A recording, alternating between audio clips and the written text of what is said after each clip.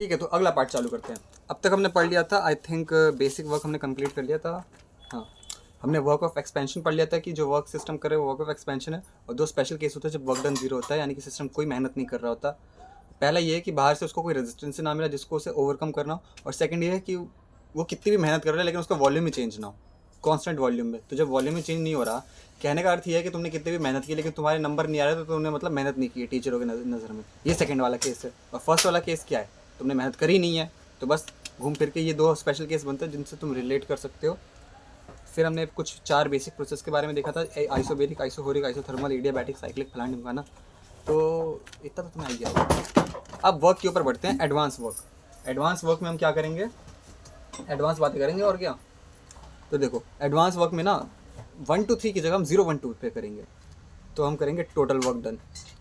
Total work done, जो अब तक हमने वर्क किया था ना वो डिफरेंशियल फॉर्म में था, यानी कि डी क्यू के फॉर्म में था। छोटा सा वर्क डन कर रहे थे हम। जब तक हमने किया था वो ये क्या था ना, del W equals to minus del V P minus del V minus del W equals to. तो ये छोटे छोटे वर्क थे। डेल मतलब छोटा सा चेंज है ना, छोटे छोटे वर्क कर रहे थे। अब हम बड़ा वर्क करेंगे। बड़ा वर्क क्या है, माइनस डब्ल्यू। वर्क को कैपिटल डब्ल्यू से डिनोट करते हैं, वो क्या होगा, minus del W one plus minus del W two plus minus del W three dot dot dot dot dot dot dot. इसी तरह बहुत सारे छोटे छोटे वर्क को हम एक साथ जोड़ देंगे तो टोटल वर्क आ जाएगा। तो इसको हम क्या कर सकते हैं, minus P one del V one plus minus P two del V two plus dot dot dot dot dot dot. इसी तरह लाइक सारे मतलब हर एक स्टेप पे छोटा छोटा चेंज आएगा, हर एक स्टेप पे छोटा छोटा वॉल्यूम का चेंज आएगा। तो जितने भी छोटे छोटे चेंज आए प्रेशर और वॉल्यूम में, उन सबको हमने इंटीग्रेट जोड़ दिया, इंटीग्रेट नहीं किया, अभी जोड़ा है। और इन सबको जोड़ने के बाद हमारे पे जो आया वो फाइनल वर्क आया। ठीक है, कम कर लो, नहीं सही, ठीक सही से दिख रहा है ना तुम्हें? नहीं दिख रहा तो बता दिया करो कमेंट्स में, मुझे खुद नहीं पता चलेगा, मुझे कोई सपने नहीं आएंगे कि सही दिख रहा नहीं दिख रहा। ठीक है, तो हम ये भी कह सकते हैं कि minus W equals to summation of I equals to 1 से लेके n तक पी आई वी आई, यानी कि change in pressure P I, del तो आएगा ही नहीं, पी आई वी आई आ जाएगा क्योंकि हमने डेल हटा दिया ना, हमने डेल को हटा के समीशन से चेंज कर दिया। सिंपल सा सिग्मा सा फॉर्मूला, ये तो तुम कर ही लोगे, इन सबका समीशन से रिप्लेस कर दिया।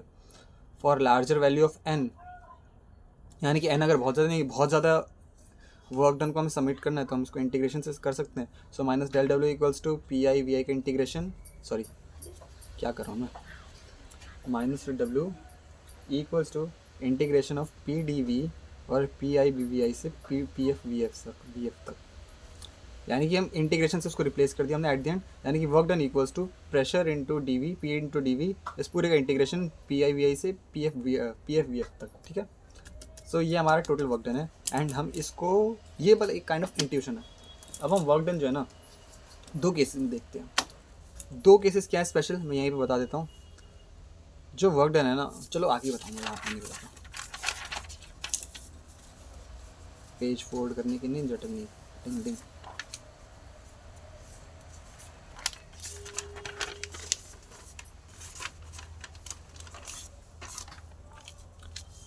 हाँ, तो जो दो स्पेशल केस है ना वर्क डन के, उसमें पहला क्या है, जो मेरा वर्क डन है ना वो इरिवर्सिबल है, यानी कि सिस्टम ने एक बार अपना वॉल्यूम एक्सपैंड कर दिया तो वो एक्सपैंडेड ही रहेगा, वो वापस रिवर्स बैक नहीं कर सकता। तो इरिवर्सिबल वर्क डन है। सो कहने का मतलब ये है जो पी एक्सटर्नल होगा ना वो कांस्टेंट रहेगा।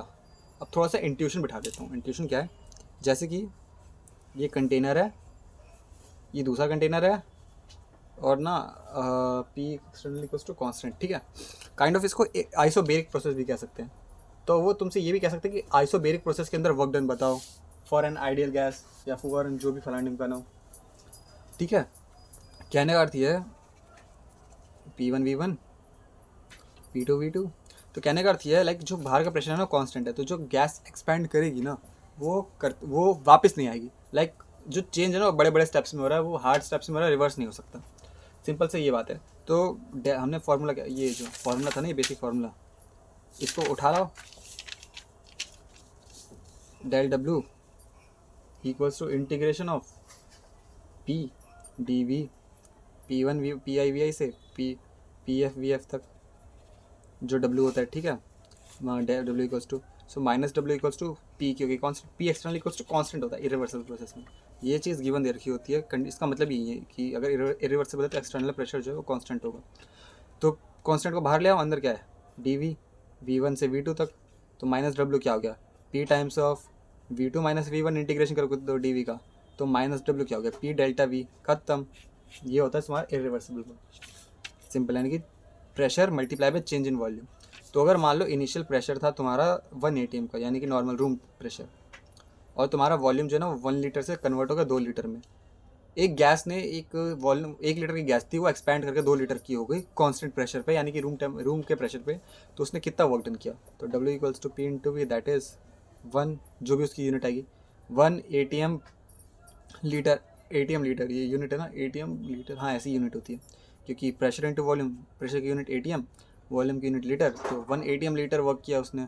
अब आगे वो SI में पूछ सकता है, कैलोरीज में पूछ सकता है, तो वो कन्वर्जन तुम्हें आनी चाहिए। खैर आके क्या यूज आएगी मुझे भी नहीं आती, तो तुम जान के क्या करोगे।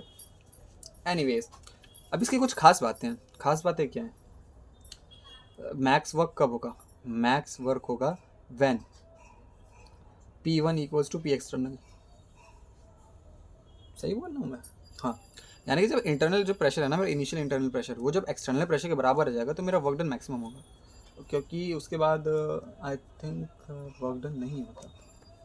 अब P2 इक्वल्स टू PXT होगा ना, हाँ sorry, P2 equals to PXT होगा, मैं बार बार गलत कह लेता हूँ इसको। यानी कि P2 जो मेरा फाइनल प्रेशर है ना, वो जब एक्सटर्नल प्रेशर के बराबर हो जाएगा तो उस टाइम पे मेरा मैक्सिमम वर्क डन होगा। क्यों होता है मुझे भी समझ नहीं आता, तुम भी बस रट्टा मार लेना, ठीक है। और सेकंड क्या है, P एक्सटर्नल इक्वल्स टू जब जीरो हो जाएगा, यानी कि वैक्यूम के अंदर, जो अभी पीछे हमने पढ़ा था स्पेशल केस, अगर वैक्यूम के अंदर जो हमारा एक्सटर्नल प्रेशर वो जीरो हो गया तो वर्क डन जो है वो भी जीरो हो जाएगा। यानी कि वैक्यूम के अंदर कोई भी गैस एक्सपैंड करेगी तो कोई भी मेहनत नहीं कर रही, वो आलस कर रही है, वो नाम कर रही है पढ़ने का, बाकी काम धंधा कुछ नहीं कर रही, ठीक है। और नॉर्मली तुमने ये देखा, नॉर्मल क्या है, minus W equals to P delta V. अब एक चीज़ देख रहे हो तुम, work since work is different in each case,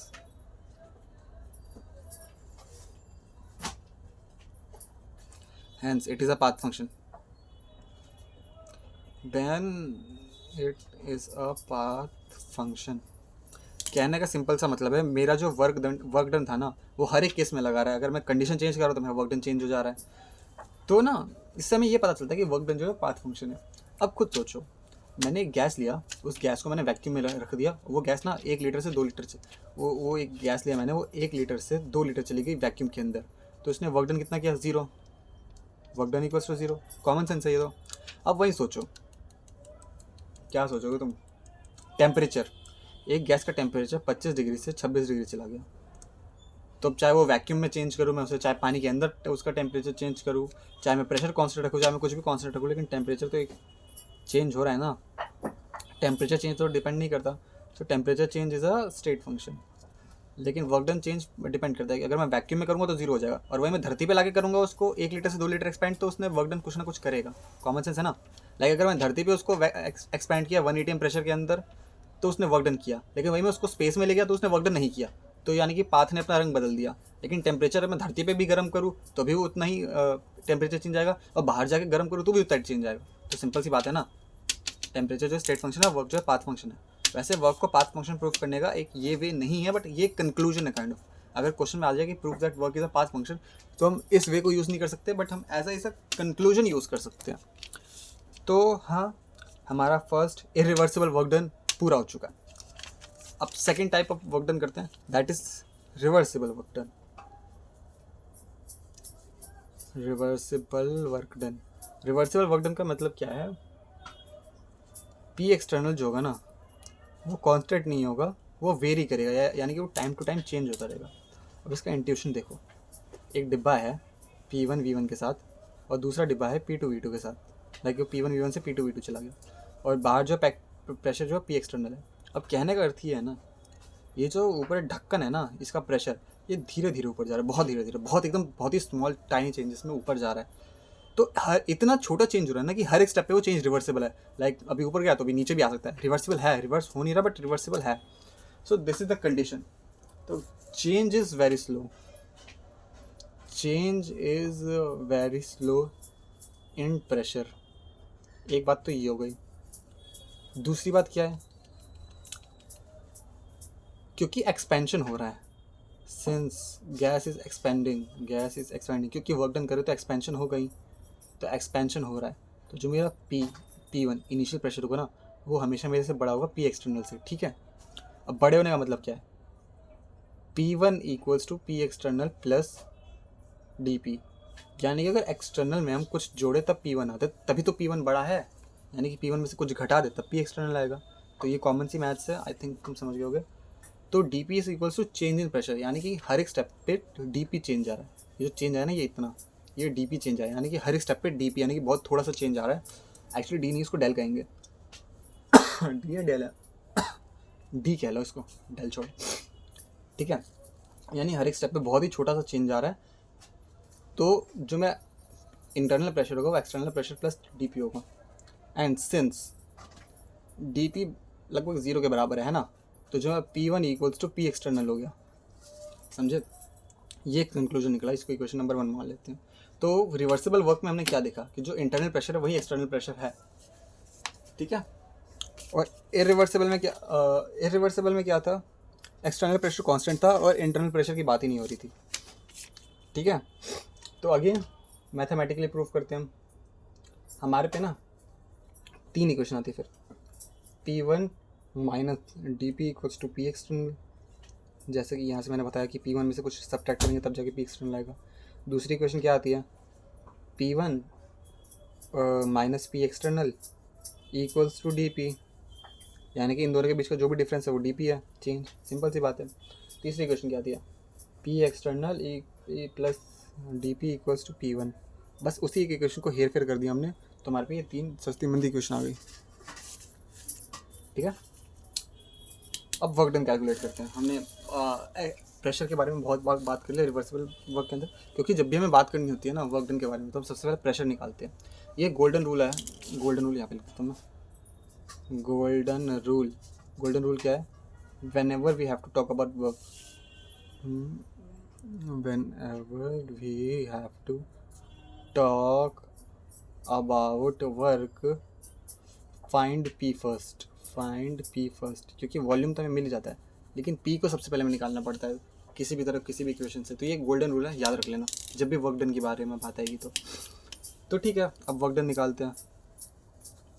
work done क्या है, हमने पीछे इक्वेशन देखा था, V equals to integration of P external dV, और P एक्सटर्नल क्या है, P1 माइनस DP, और DV इंटीग्रेशन इनिशियल कंडीशन से फाइनल कंडीशन होगा। लिमिट्स तुम लगा देना, आई होप तुम लगा सकते हो लिमिट्स।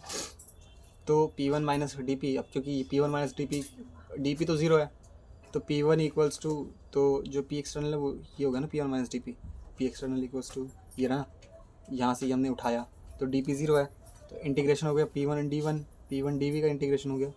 और कहाँ से कहाँ तक है,